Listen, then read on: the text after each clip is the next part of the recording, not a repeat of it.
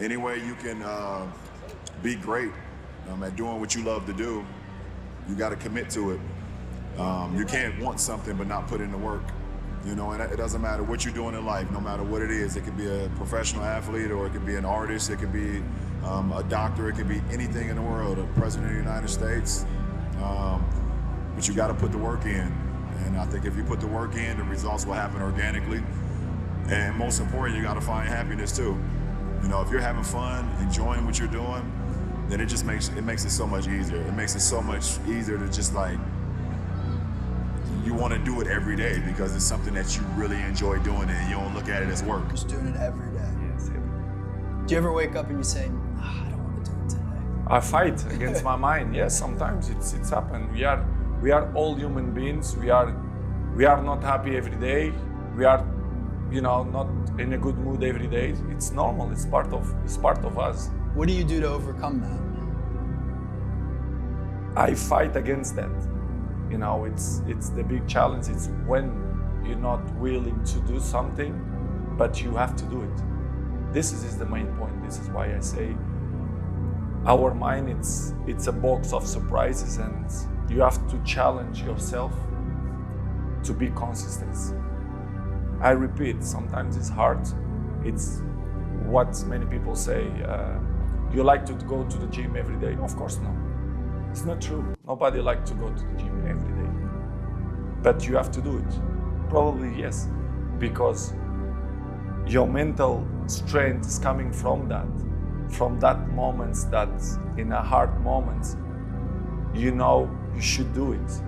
So, and I do it because after that, maybe in the beginning you feel hard to start, but after when you finish the gym or cold plunge or even the training, you will feel better.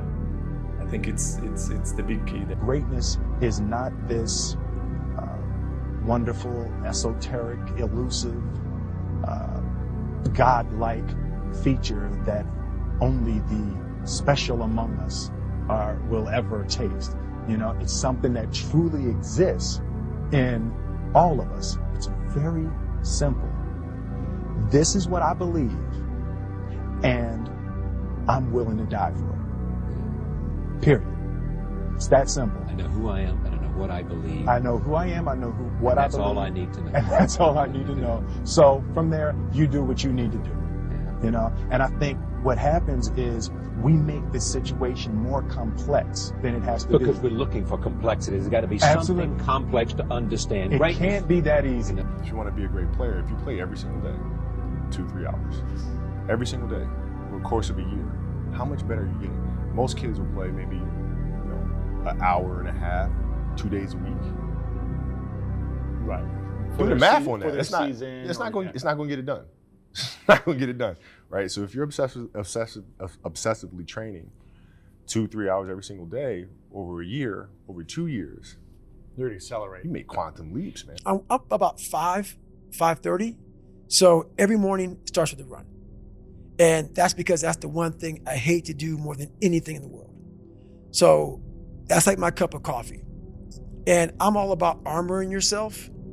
So the second you leave your house, and the second you open your phone, the second you do any of that shit, you are now letting in poison and cancer. So I make sure a lot of things you can't avoid. So as I get up, I start to armor plate my mind and body. Like a person's going to war, you put your body armor on. That's what I'm doing on that run. I'm waking up and I'm giving myself all this armor. So when I come out in the world, now look at that phone, I'm ready. I'm not waking up late. I'm not rushing around. I'm not disorganized because I know I'm gonna get hit in the fucking mouth. There's an art to getting hit in the fucking mouth. And that is why these things are important. You have to wake up and you have to give yourself belief. When I was, in my entrepreneurial days and I was trying to find my passion, and I was into fitness. And so I was deciding between fitness, test prep, because I was good at test prep, and frozen yogurt, because I like dessert, right? So I've these are my 3 quote passions, which let's just translate that into things you're interested in. And so as soon as I started the gym, my passion disappeared. It became work. And I had a different mentor later in my life who said, never create work around your passion, because then it'll become work. And he was a guy who's a very successful business guy. And I think about that actually more than I share, because it's just complete and utter bullshit, because it assumes that what you're going to be doing every day is the thing that you're currently really interested, which also doesn't make you money. And so your behavior has to change. And whenever you're doing these new things, one, they'll be new, which means you will suck at them, which means you'll probably not like them, but it's also part of it. And so like, I would prefer to take the extreme opposite position of everything will suck. And eventually you will get good at the things that you suck at. And then you'll enjoy being competent at that thing, which will then probably give you status, and you'll enjoy the fruits of status more than the pain of doing the thing. And in so doing, create a positive feedback loop that you'll actually keep sticking with it. And so I'd rather set the expectation that everything is terrible all the time forever. Now let's see if we can become the person who can still do it anyways. And start that as the baseline, rather than trying to assume that I need perfect conditions in order to start. Because starting is the perfect condition. Like, whatever condition that you're in, that you start, was the perfect condition. Talk about that. Excellence and winning is lonely. Success is lonely. All right. Can you separate yourself? So you could be standing next to another individual, and winning says, points at you, and doesn't point to you, and you. All right. Are you willing to say, hey, winning has just noticed me? And now, what did you do for winning to say, you know what? I got a little interest in you. I don't have an interest in the rest of you folks. I got a little interest in you. Because what do we say? Winning keeps his hands in his pocket because it doesn't want to point to the wrong person. It doesn't want to acknowledge the wrong individual. All right. So when it acknowledges, he says, come here. Let me talk to you. All right. No. I don't want to talk to them. I need you to come along. This is the journey. This is the path. This is what you're going to have to do. This is who you're going to say. This is who you're going to have to separate yourself from. All right. Are you interested? And you can't think about it. Are you willing to come through this door knowing you have no idea what's on the other side of the door? You have no idea what's outside of that door. And once that door closes, you can't go back. Most people be like, I'm not willing to do that. But the wins are so available, and people,